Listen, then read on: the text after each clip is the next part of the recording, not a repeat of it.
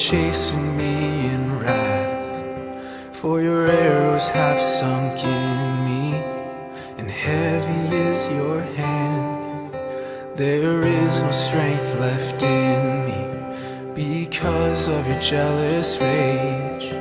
There is no health in my bones because of my sins.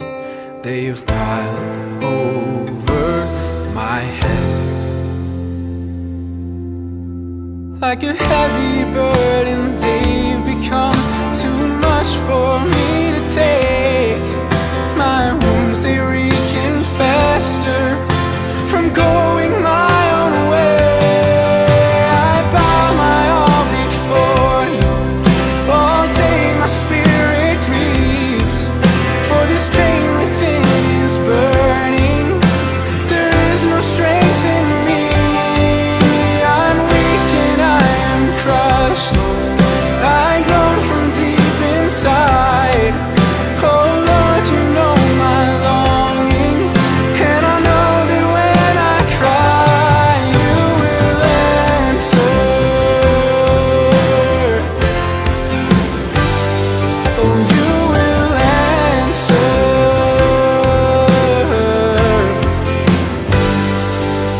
And my heart is pounding in me, no strength is left within.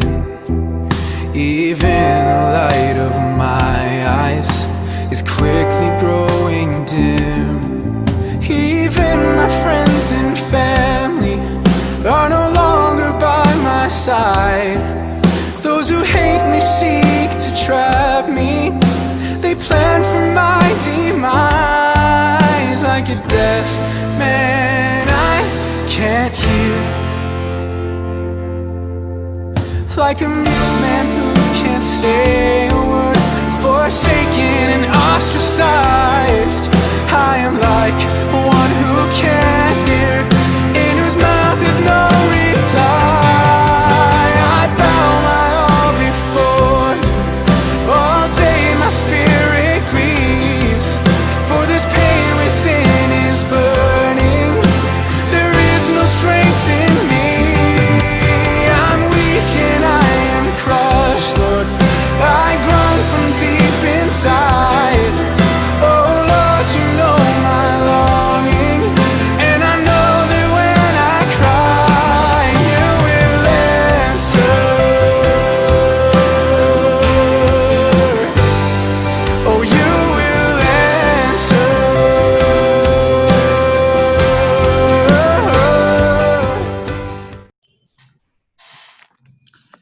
Sin duda la enfermedad es uno de los instrumentos más preciados de Dios para que nosotros volvamos nuestros ojos a Él.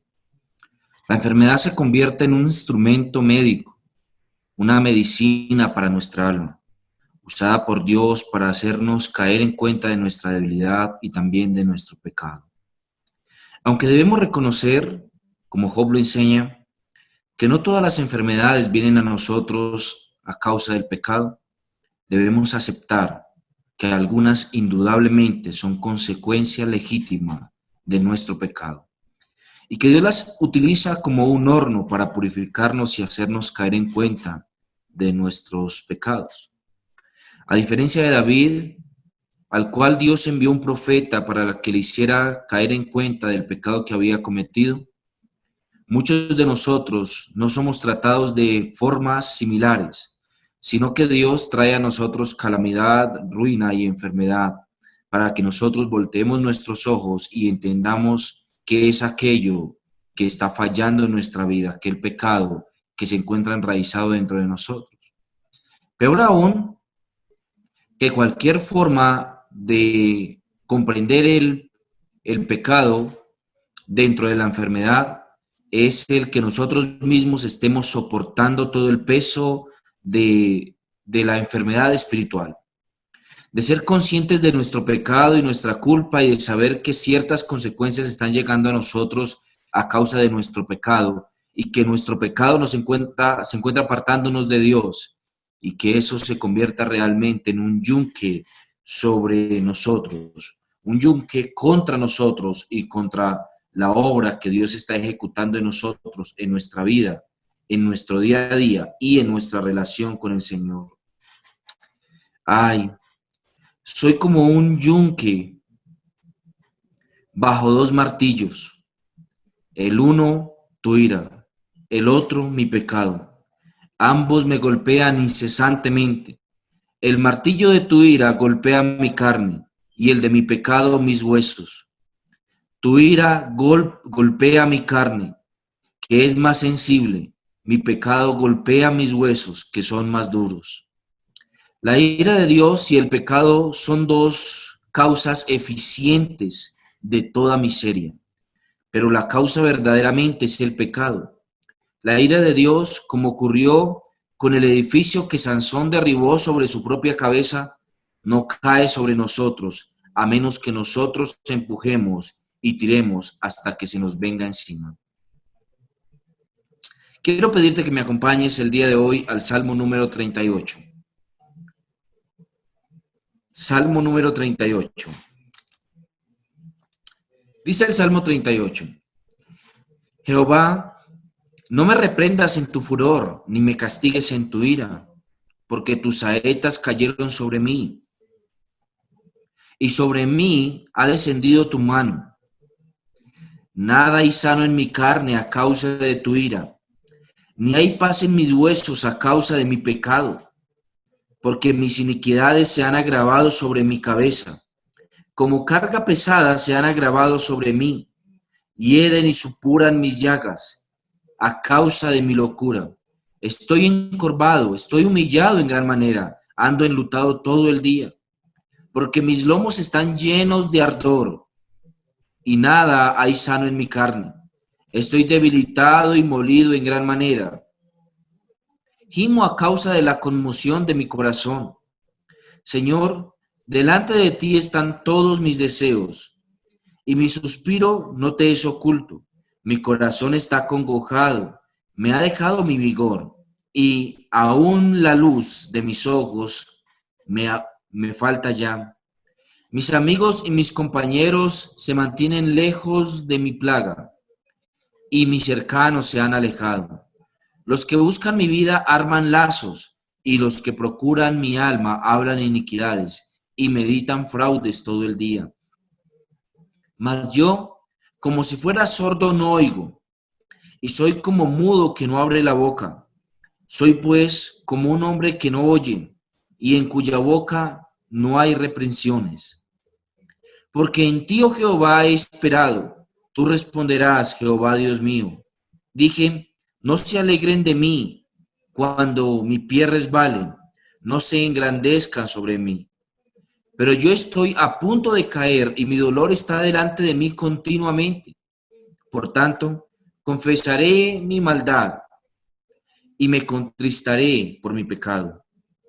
Porque mis enemigos están vivos y fuertes, y se han aumentado los que me aborrecen sin causa. Los que pagan mal por bien me son contrarios, por seguir yo lo bueno. No me desampares, oh Jehová, Dios mío. No te alejes de mí, apresúrate a ayudarme, oh Señor, de mi salvación. Amén. Nuestro salmo posee un título sencillo. Dice Salmo de David para recordar o para conmemorar. Esa expresión para recordar o para conmemorar solamente se encuentra en otro salmo, en el Salmo 70. Y ambas son expresiones que nos hablan de los hechos pasados de Dios, eventos fortuitos en los que Dios intervino en nuestra vida de forma poderosa, o en la vida del salmista de forma poderosa, y que el salmista luego retrata eso para mantenerlo en su mente siempre, de manera que no vuelva otra vez a caer en la misma condición en la que se encontraba.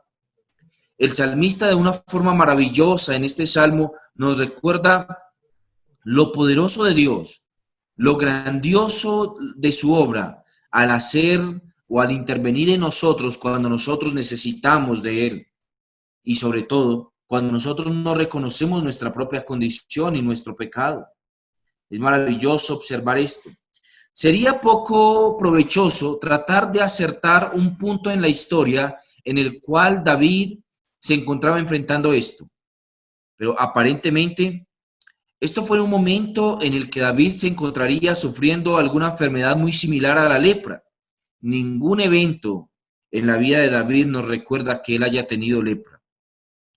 Sin embargo, nosotros sabemos que no todos los eventos de la vida de David han sido retratados en las historias de Samuel o en los reyes o en el resto de las escrituras. Aún así, muchos han preferido afirmar que esto se refiere más bien a una especie de lepra espiritual en vez de una especie de lepra física, en el sentido de que David realmente no estaba sufriendo ninguna enfermedad aquí, pero se encontraba realmente apesadumbrado por el peso, la carga que ejecuta el pecado. Yo no estoy muy seguro de eso. Evidentemente, dentro de nuestros salmos se compara la enfermedad física con la enfermedad espiritual.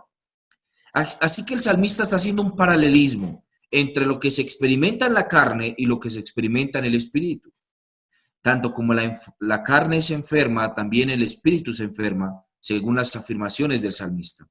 Y esa enfermedad del espíritu tiene manifestaciones particulares que desarrollaremos a través de todo nuestro salmo. Con respecto a la palabra para recordar, es interesante decir que estas mismas palabras se utilizan en la escritura para referirse a un tipo de ofrenda específica, a la ofrenda memorial. Esta palabra utilizada aquí, la palabra lehachir, es la misma palabra que se utiliza en las ofrendas memoriales, por ejemplo, en Levítico capítulo 2, versículo 2, y también en Levítico 24, versículo 7, donde se mencionan estas ofrendas como ofrendas voluntarias dadas por el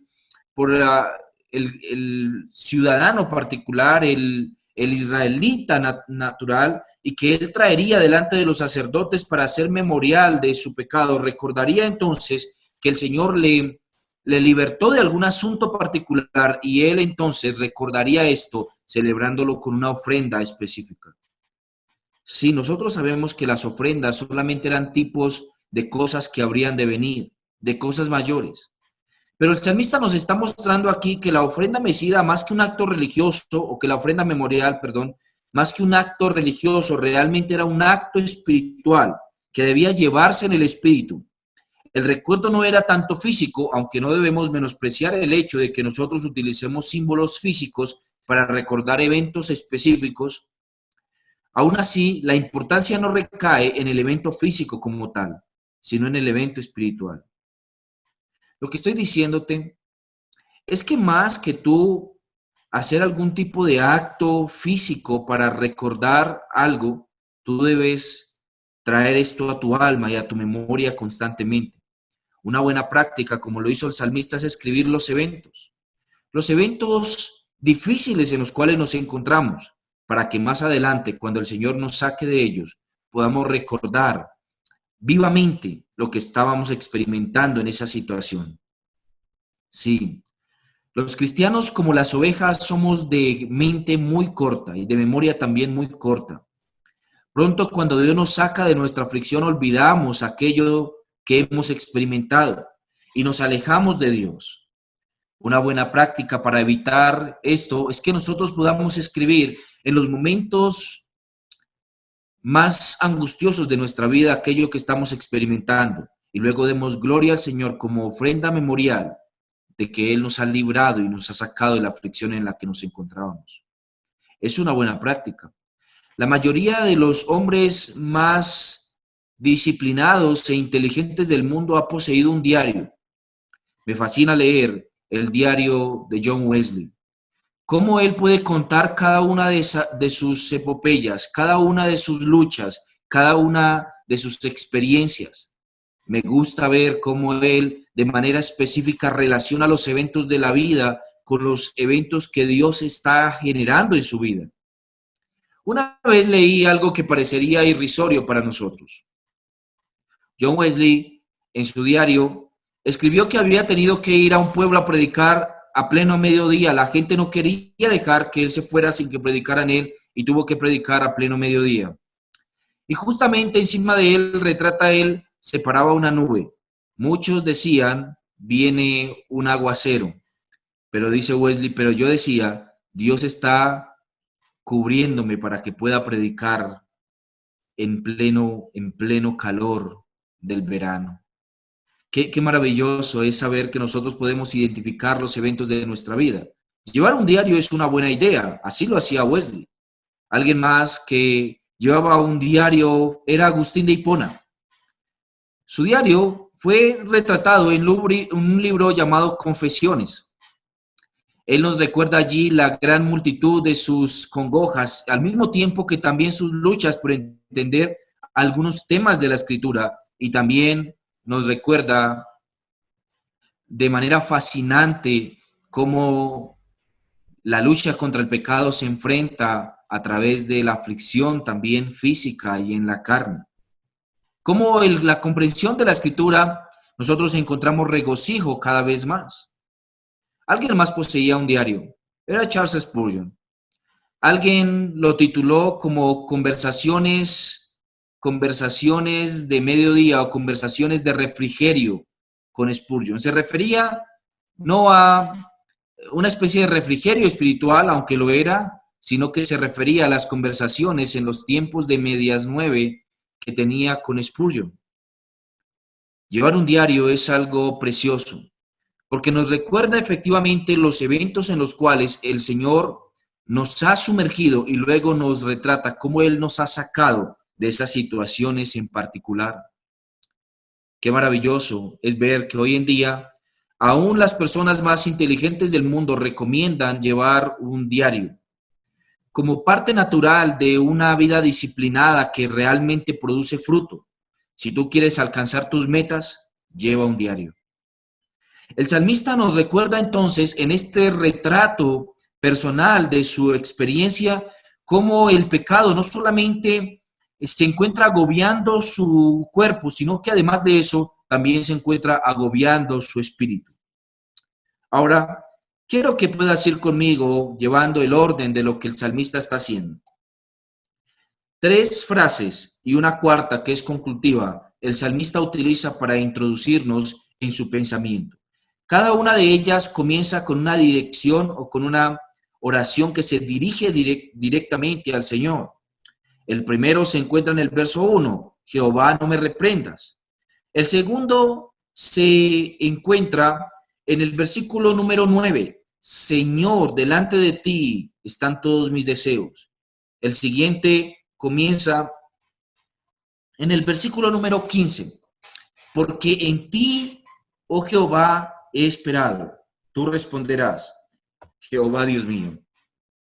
Cada una de estas son pequeñas unidades de pensamiento, pequeñas perícopas, que van desde la dirección al Señor hasta la congoja y la descripción de su condición.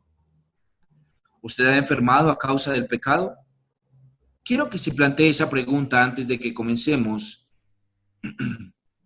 nuestra disertación con respecto a las palabras directas del Salmo. ¿Ha estado usted enfermo a causa de su pecado? Tal vez esa frase debería tener allí un selah. Medita un momento en eso antes de continuar.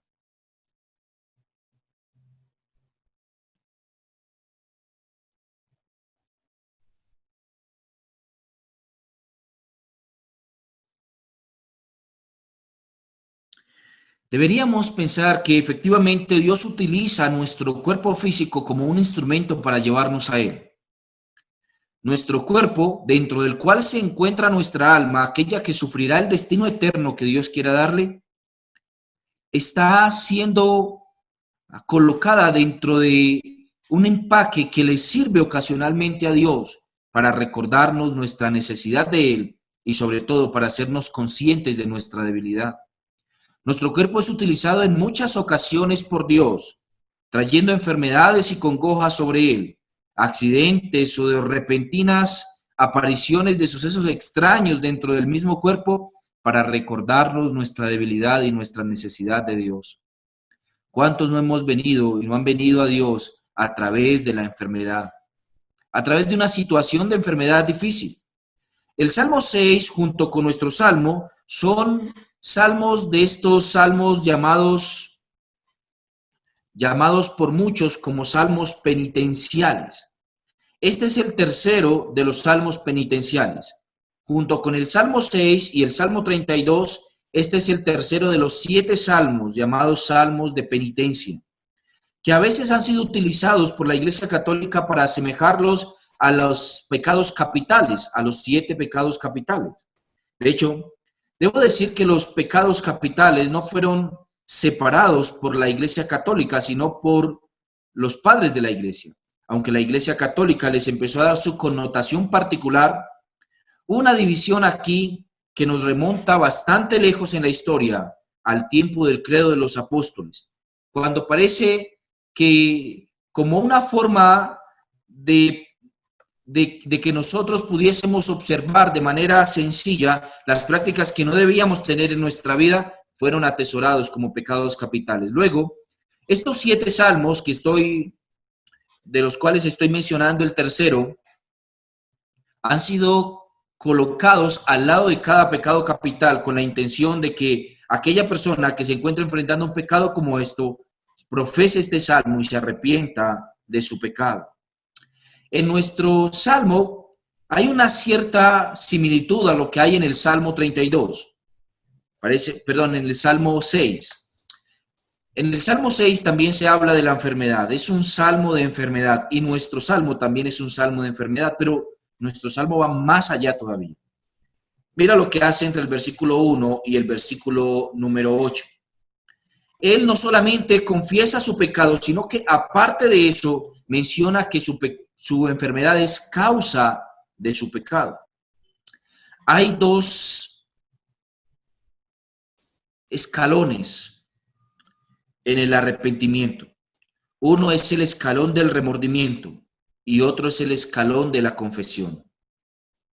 Para que algo pueda llamarse verdaderamente arrepentimiento, debe tener estas 2 esferas. La primera, remordimiento, y la segunda, arrepentimiento. Y el salmista nos muestra que se encuentra en estos primeros versículos experimentando la consecuencia del remordimiento. La consecuencia del remordimiento, al ser consciente de su pecado en medio de la enfermedad, es que la persona no solamente sentirá una carga en su cuerpo, sino también una carga en su alma. Nota cómo lo menciona en el salmista. Dice en el versículo 3, nada hay sano en mi carne a causa de tu ira, ni hay paz en mis huesos, a causa de mi pecado. Nota, él no está hablando de dolor, él está hablando de paz. Lo que utiliza en el versículo 3, en la parte B, es que no hay paz en mis huesos a causa de mi pecado. Hay una especie de mezcla aquí entre esa gloriosa verdad, entre la verdad de lo que aflige la carne físicamente y lo que aflige el espíritu. La carne no tiene paz si el espíritu no tiene paz. Si el espíritu está enfermo, la carne lo dejará ver. Si la carne está enferma, el espíritu lo dejará ver. Estas 2 cosas se encuentran entrelazadas naturalmente y el salmista se encuentra experimentándolas, pero sobre todo por el peso que significa para él el hecho de que Dios esté derramando sobre él su ira. Lo que el salmista puede concluir es algo que a veces nosotros no podemos concluir. El salmista con claridad puede concluir que la enfermedad que está experimentando en ese momento se debe a un pecado particular de su vida. Y a causa de eso, Dios ha derramado su ira sobre él. 2 veces en esta sección, él utiliza la palabra ira. Versículo 1, no me castigues en tu ira. Versículo 3, a causa de tu ira, no hay paz en mis huesos, o no hay nada sano en mi carne, a causa de tu ira. Sí, el pecado es consecuencia natural de la ira de Dios. La enfermedad del pecado. Cuando Dios se aira contra Adán en el huerto del Edén a causa de que ha transgredido su ley, entonces él ahora lo sentencia a cargar junto con toda su descendencia con las consecuencias del pecado. Aunque debemos aceptar que toda enfermedad en el mundo es causa del pecado, debemos también aceptar que hay enfermedades específicas que vienen a causa de pecados específicos. La mayoría de ellos pecados no confesos o pecados de los cuales no hemos sido ni siquiera conscientes. A veces Cuando nosotros no nos damos cuenta del pecado que hemos cometido, Dios nos trae una enfermedad en medio de la cual nos hace recapacitar de la condición en la que nos encontramos. Y luego esa condición de enfermedad nos hace ser conscientes de que hemos pecado contra Dios en algún asunto particular. Y eso nos da oportunidad para el arrepentimiento. Es decir, que la enfermedad realmente es una bendición para el cristiano, puesto que la enfermedad le da la bendición de ser consciente de su pecado para poder arrepentirse de él.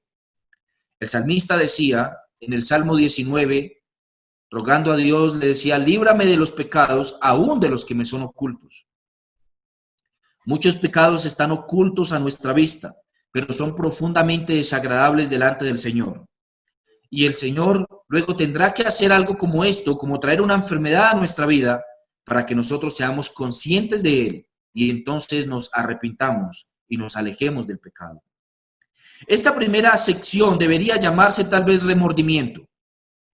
Remordimiento en medio de la enfermedad, porque el salmista está siendo consciente de que el Señor se encuentra airado contra él a causa de su pecado, y eso se percibe en su carne y también se percibe en sus huesos. Luego, hay una frase de Sir Richard Baker que me gusta. La he leído hace algún tiempo en un sermón que él predicó con respecto a este salmo. Dice el salmista, dice Sir Richard Baker, que si el Señor ha extendido su brazo sobre nosotros contra su ira, para disparar contra nosotros flechas, Él extiende también su misericordia luego para arrancar las flechas de nosotros. Y que pueda entonces nuestra alma cantar himnos y no elegias. Y que tú puedas mostrar tu poder al perdonarme como lo has hecho al condenarme. Si es verdad, Dios ha manifestado su poder al condenarnos. Pero también Él manifiesta su poder al perdonarnos. Así como Él nos entierra la flecha para que seamos conscientes del pecado, así también nos la arranca para perdonarnos. Pero podemos decir que en esta primera sección de nuestro salmo, el salmista todavía tiene la flecha clavada en su corazón. ¿Cuál es la razón? La razón es que su pecado se encuentra delante de él y el remordimiento es aquello que lo abate, pero todavía no hay confesión de pecado. Aquí solo hay remordimiento. ¿Cuántos de nosotros vivimos nuestra vida cargando solamente remordimiento y nunca realmente hay arrepentimiento porque nunca hay confesión? Muchos, como el salmista, vivimos en nuestra vida de golpe en golpe. No aprendemos nada del Señor a causa de que solamente hay remordimiento en nuestro corazón y no arrepentimiento. Luego, en la segunda parte de nuestro salmo, nosotros observamos las afirmaciones del salmista que nuevamente redundan en lo mismo. Obviamente, si usted nota un momento, en esta segunda parte de este primer punto, él ahora empieza a mencionar las consecuencias físicas evidentes de su pecado y obviamente de su enfermedad que ha venido por su pecado. Él dice que sus llagas hieren y supuran. Y la supuración es a causa de su locura. Nota, esta palabra locura es la palabra insensatez. Sus llagas hieren y supuran a causa de su insensatez. Spurgeon se encontraba totalmente convencido de que este salmo no se refería a una enfermedad física, sino a una enfermedad espiritual. Básicamente su conclusión fue por esta sección, en la que él dice que hieden y supuran por causa de la insensatez. Sí, eso es verdad con respecto a cualquier enfermedad espiritual. Pero la siguiente parte de nuestro salmo nos muestra que más que una enfermedad espiritual también era una enfermedad física. Él dice, estoy encorvado, estoy humillado en gran manera. Ando enlutado todo el día. ¿Por qué? Porque mis lomos están llenos de ardor. Estoy debilitado y molido en gran manera. Gimo a causa de la conmoción de mi corazón. Esta mezcla entre las cosas físicas y espirituales a veces es indeleble, pero sin duda se encuentra ahí presente. En el versículo 7, el salmista nos dice que sus lomos están llenos de ardor. Esto es de fiebre. Sus lomos se encuentran llenos de fiebre, lomos. Los lomos son la cadera. Naturalmente, los lomos son relacionados con aquella sección del cuerpo de donde salen los hijos, de donde provienen los hijos, es decir, las caderas. Y algunos han llegado a pensar que esto se debe a alguna enfermedad de transmisión sexual, a alguna enfermedad venérea que se encontrara experimentando el salmista como consecuencia de haber tenido relaciones con quien no debía tenerlas. Algo así se nos recuerda. Muchos han dicho que este salmo es un salmo que tiene que ver con respecto al pecado de David con Betsabé. Si es así, entonces naturalmente podría ser cierto. Más o menos el orden que han dado algunos, como por ejemplo Delitzsch, con respecto a los salmos que tienen que ver con el pecado de David y Betsabé es este. Primero el Salmo 6, la enfermedad de David. Luego el Salmo 38, nuestro salmo, la enfermedad nuevamente de David, ahora mezclada con su enfermedad espiritual. El Salmo 51, un salmo de confesión del pecado. Y el Salmo 32, que es un salmo de esperanza después de la confesión. Ese debería ser el orden de los 4 salmos que tienen que ver con el pecado de David con Betsabé. Así que podría ser cierto.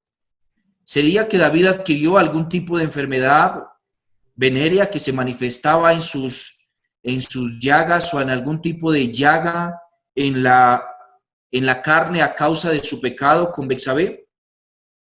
Una enfermedad muy parecida a esto es la gonorrea. Es una enfermedad que se manifiesta físicamente en algún tipo de llaga o pequeña llaga o supuración que se da a causa de algunas ronchitas en nuestra piel.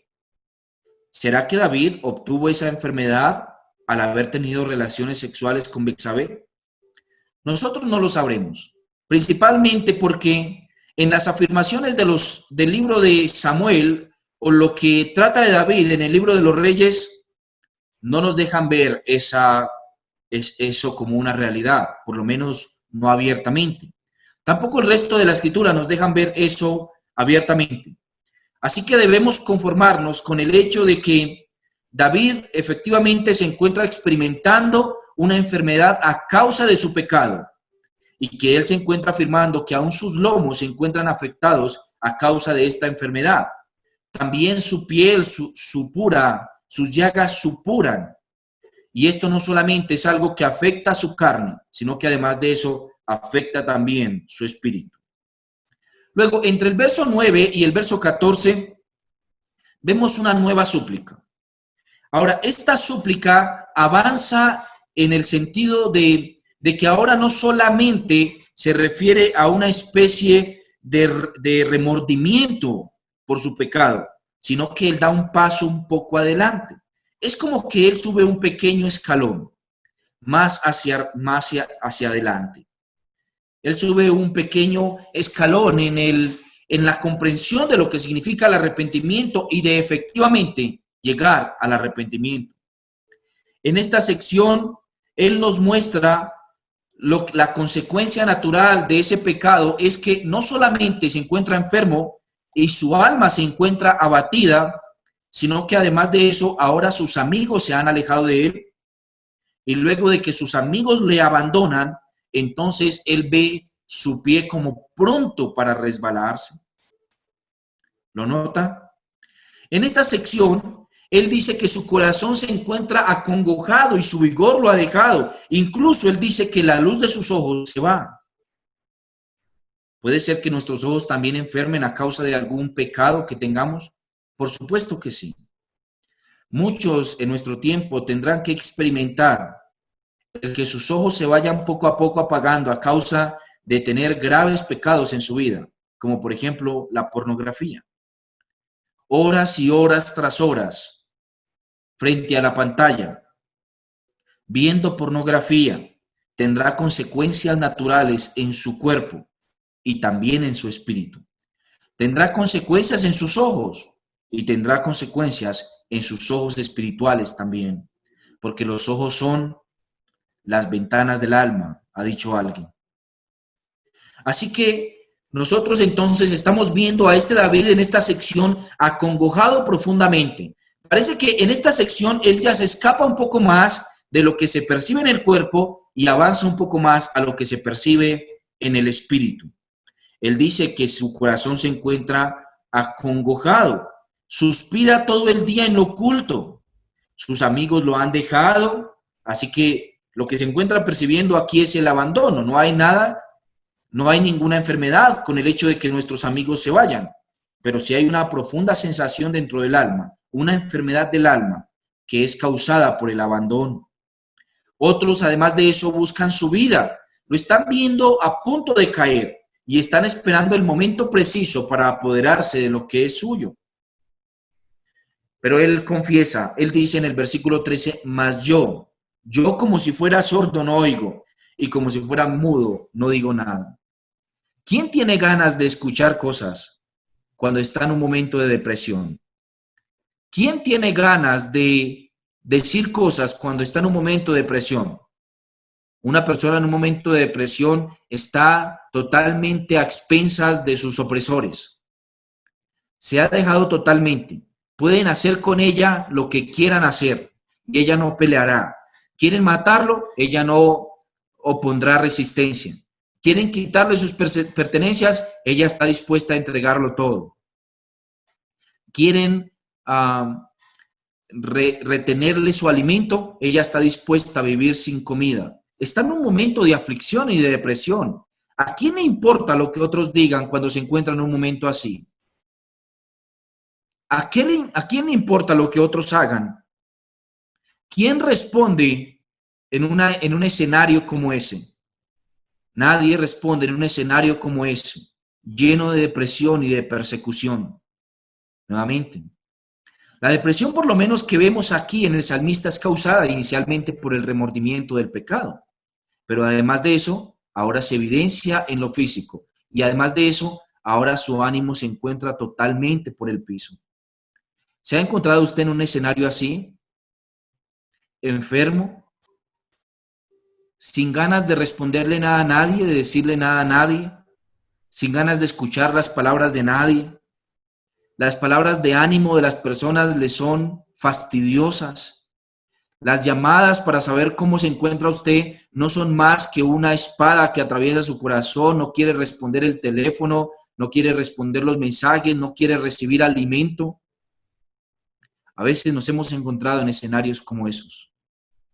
Debemos preguntarnos legítimamente en un escenario como ese si esto está viniendo a nosotros a causa de un pecado no confeso. ¿Tenemos remordimiento por el pecado? ¿Ya lo confesamos? El salmista va hacia allá. Y luego, en la intervención que él hace en la última sección, que comienza entre los versículos 15, en el versículo 15, nosotros vemos el avance, cómo prospera en la vida del salmista. Porque en ti, oh Jehová, he esperado. Tú responderás, Jehová Dios mío. Dije, no se alegren de mí cuando mi pie resbale. No se engrandezcan sobre mí, pero yo estoy a punto de caer y mi dolor está delante de mí continuamente. Estos tres versículos, entre el 15 y el versículo 17, nos muestran una luz al final del túnel. La luz al final del túnel es que él está delante del Señor, propenso, pendiente a confesar lo que él hizo. Él está ahora consciente de que Dios lo ayudará. Y él dice, pero Dios me ayudará, pero mis pies están a punto de resbalar. He esperado, Señor, hasta lo máximo y mis pies están a punto de resbalar. Mis hermanos, a veces nos vemos también así. Yo he experimentado ocasionalmente situaciones como estas, donde el ir en contravía de lo que todo el mundo hace parece que coloca frente a nosotros un montón de personas que estarían felices de que nosotros caigamos, que estarían felices de que nosotros suframos o de que nosotros reconozcamos nuestro error. Efectivamente, esto es lo que experimenta el salmista, un escenario así. Y luego, él nos muestra en la última sección, verso 18 en adelante, él nos muestra entonces la culminación de lo que verdaderamente puede llamarse arrepentimiento, la confesión. Lo primero es remordimiento, lo segundo es confesión. Debe haber remordimiento, no puede haber confesión sin remordimiento. Una persona que no se duele por su pecado es una persona que realmente no se ha arrepentido.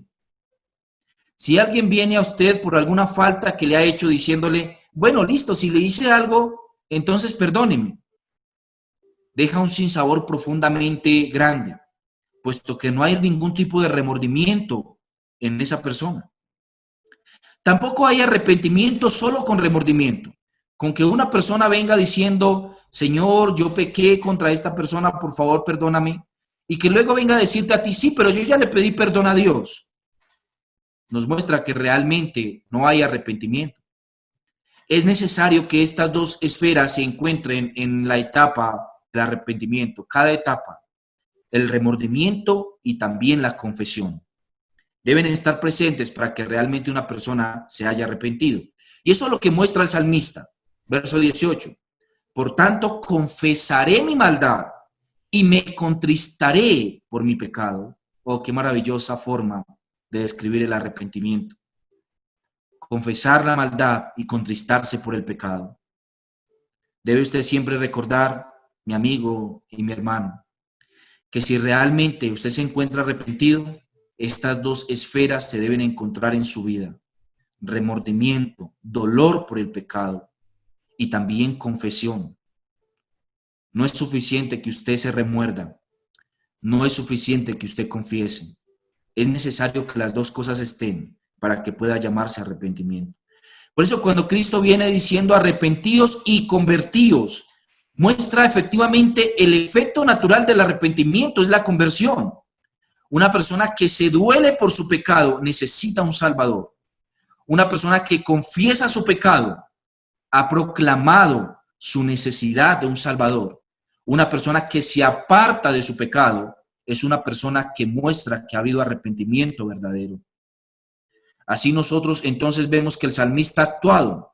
Y él dice que él confesará su pecado porque no está dispuesto a ver más a sus enemigos alegrarse de su miseria.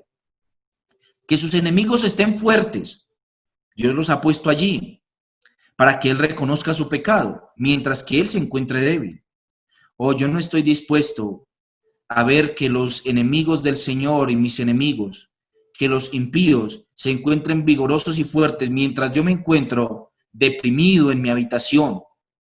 Yo confesaré mi pecado, iré al Señor y le rogaré que me ayude. Y entonces ahora los impíos y enemigos de Dios y enemigos míos verán que mi Dios me rescata y me coloca en lo alto sobre cualquiera de ellos.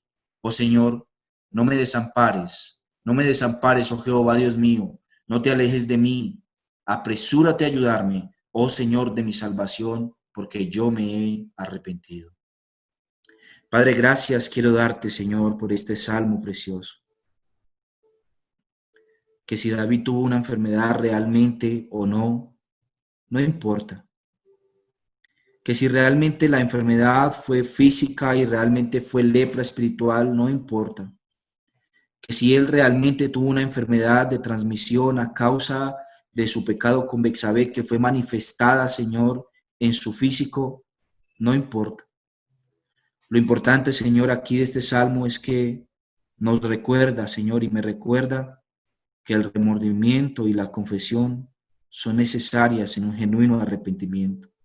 Señor, delante de ti confesamos nuestros pecados y delante de todos aquellos contra los que hemos pecado, Señor, vamos y proclamamos nuestro arrepentimiento y pedimos perdón, Señor. Y nos apartamos, Dios, porque si no, como tú dices, si nuestra justicia no fuera mayor a lo de los escribas y los fariseos, no heredaremos el reino. Pero peor que eso, Señor, porque si no sentiremos tu ausencia.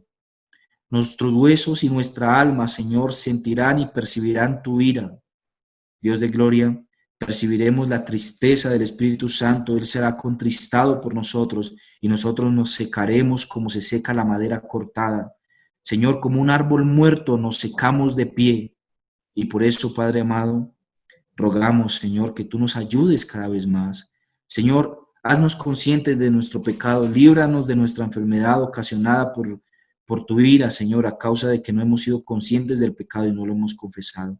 Y permítenos, Señor, ser restaurado para que el enemigo, Satanás, para que los enemigos tuyos, aquellos incrédulos, no se alegren de nuestra enfermedad y no digan, Señor, de nosotros, ¿no eran estos los que creían en Dios? ¿No eran estos los que confiaban en Jehová? Señor, para que el impío no se enaltezca sobre nosotros, concédenos, Señor, el ser conscientes del pecado y arrepentirnos y de confesarlo. Te lo rogamos, Señor amado. En el nombre de Jesús te lo rogamos. Amén y amén. All my hope is in you, Yahweh, Adonai Elohai. It is you who will answer, for I have prayed, don't give the victory to my enemies, who rejoice when my foot slips. For I am ready to fall, and my sorrow will not leave. I confess my sin before you, it's taken all my peace. But my enemies are mighty, many hate me without cause. They repay me evil for good, for I stand for righteousness. Do not forsake me, Lord.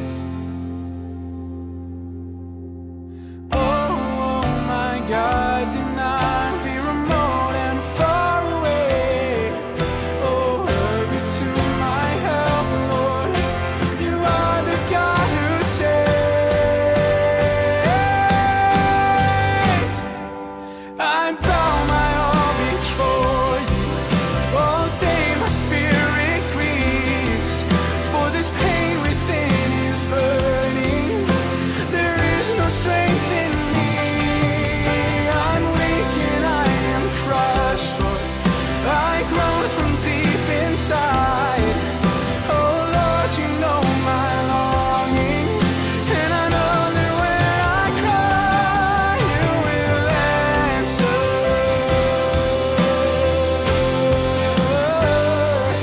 You will answer.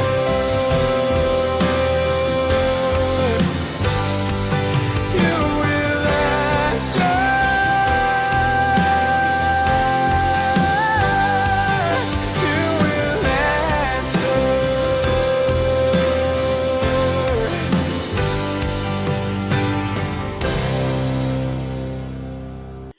Mis hermanos amados, espero que durante todo este día el Señor sea recordándonos que Él está orando en nosotros, incluso en nuestro cuerpo físico, para que nosotros nos arrepintamos de nuestro pecado y vengamos al Señor. Gloria sea a nuestro Dios poderoso, el cual con su gracia y providencia nos guarda. Pero también gloria a Él cuando trae enfermedades a nuestra vida como consecuencia natural del pecado, para ayudarnos a apartarnos de Él. El Señor nos ayude y nos use también en medio de las situaciones adversas. Qué buena práctica, mis hermanos, es poder escribir en un diario nuestros momentos de aflicción, porque glorificaremos a Dios cada vez que los recordemos. Como el salmista decía, salmo para conmemorar. Dios los bendiga, mis hermanos. Chao, chao.